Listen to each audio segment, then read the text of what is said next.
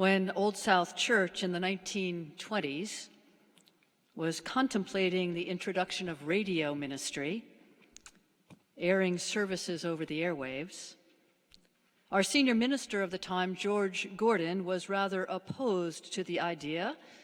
The reason? He was not convinced that listeners at home would comport themselves with proper reverence.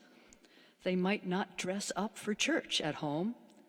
Instead of sitting up straight in the pews, they might slouch. And what if, God forbid, they succumb to sipping coffee during service? Just saying. Will you pray with me?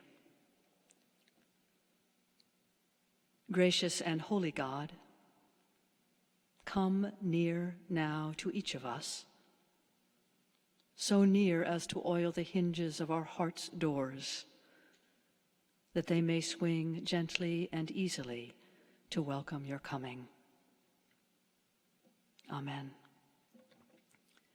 The long, probing, sometimes uncomfortable, somewhat testy exchange between Jesus and the Samaritan woman, it is no chin wag.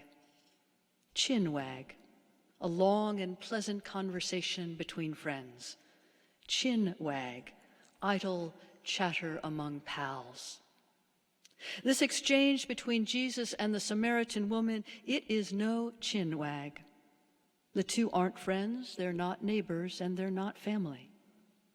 The exchange is sometimes tense, the two circling each other as if sparring. And note this, among the many topics raised between them is, where should we worship? Well, there's a timely question. The Samaritans, then and still today, claim that Mount Gerizim is the holiest site of all. It is there, say the Samaritans, that we should worship. After all, Moses decreed its sanctity, and it was upon Mount Gerizim that Abraham came that close to sacrificing his only son, Isaac. Alternately, the Jews of Jesus' day held that the true locale for worship was in Jerusalem, at the temple. So imagine the people of ancient Palestine off to worship for Shabbat. Half of them go that way and the other that way. Who knew today's lectionary reading, landing as it does in the midst of a pandemic and social distancing, would be about where to gather for worship? Happily for us, for we who are dispersed today, unable to gather at any single holy place, happily for us, Jesus decrees that true worship need not be associated with any particular location, no matter how sacred or venerable. Here we are then, not by our own brilliance or faithfulness, but by an act of fate, living out Jesus' teachings, dispersed, yet gathered, in diaspora, yet tuned in to screens from kitchen and bedroom, living room and hotel room, car and train. Here we are today, gathered, not in body, but present and worshiping God in spirit. We may be following Jesus' teaching, but let us admit this: what is happening here across the world is profoundly disconcerting. It is disquieting. The breadth of social disruption, staggering and worrying. It feels dystopian.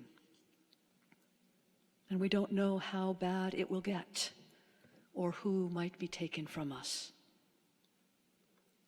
Nevertheless, all of that notwithstanding, we have much for which to give our God thanks this day.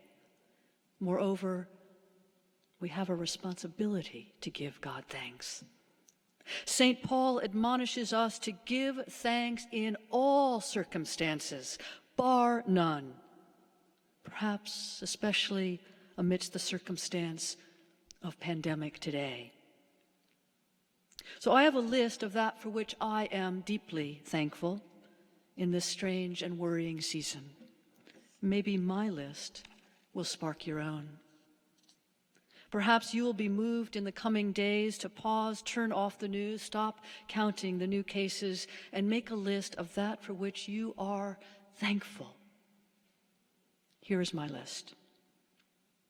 I give God thanks for the members of Old South Church's COVID-19 Blue Ribbon Task Force.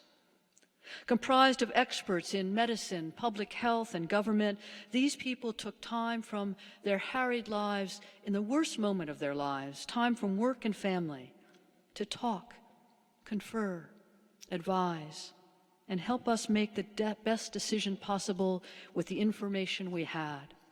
The hard decision, I dare say, the holy decision, to suspend in-person worship and all gatherings until we find ourselves on the other side of pandemic. Because of this task force, our decision was informed by science, math, reason, and good citizenship. Because of this task force, we made the decision early enough to adjust our plans and programming that we might be here today, that our children gathered this morning by Zoom to study together.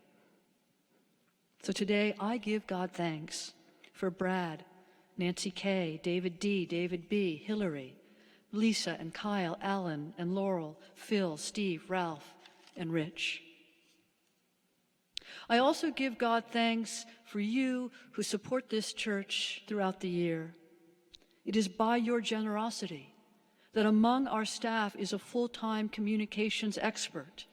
Jamie is here today behind the camera.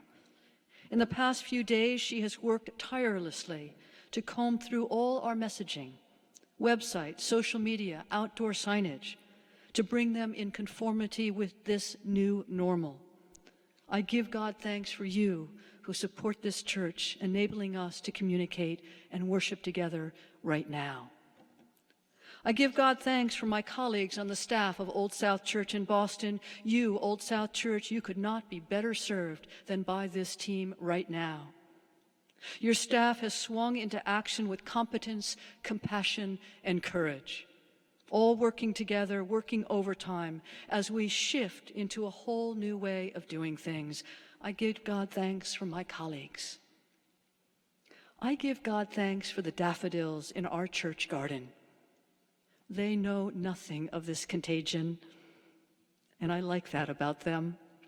A few of them are up now, bright, cheerful, brave, and resolute. I give God thanks that in this season of pandemic, we are well served by medical and public health officials, and that by email, the World Wide Web, television, and radio, we have ready access to desperately needed information. I give God thanks for all of that. I give God thanks for our own members who are doctors and nurses who are on the front lines, in the trenches, battling with professionalism, kindness, courage, and sacrifice. I give God thanks for all of you. I give God thanks for the resources of our Christian faith, for psalms that by turns rail and rage, comfort and soothe. I give God thanks for sacred music and sacred story and familiar prayers. These are the church's treasure, sacred resources formed and burnished over 2 millennia, formed and burnished by ancestors who have known their own share of grief and terror. They are there for us, for our use now, binding us with the saints across time. And in this season of pandemic, as we are reminded of human fragility in the face of calamity, with our mortality and indisputable presence, I give God thanks for the hope of heaven. I give God thanks for my family, whom I love fiercely. And finally, my list is longer, but I won't go on. Finally, I give God thanks for old friends who, in a season of pandemic, reach out for a good chin wag. I've had a couple of those these past few days.